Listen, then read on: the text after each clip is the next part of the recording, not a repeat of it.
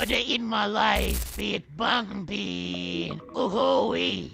Bruh.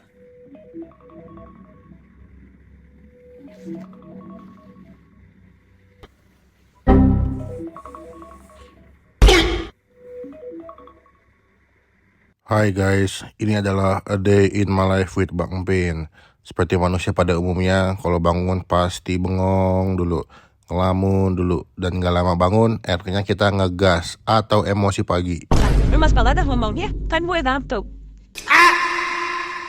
Seperti biasa, sebelum gue mulai kegiatan, gue mengawali dengan berdoa dulu. Jangan lupa ya guys, berdoa sebelum memulai kegiatan kalian. Nah, setelah itu, biasanya walaupun gue masih ngantuk, gue akan memulai pagi gue dengan buka laptop buat ngecek kerjaan gue. Entah data video ataupun thumbnail video yang buat di-upload. Cuma kalau pagi-pagi, kalau belum kena kopi, kayak ada yang kurang deh. Nah, pas banget, gue semalam habis belanja bulanan dan habis beli kopi kesukaan gue nih, Delizio Caffino. Dan ini menjadi kopi andalan gue yang selalu gue stok di rumah. Kan Delizio Caffino adalah kopi latte premium 3-in-1 dengan kopi asli dan susu asli.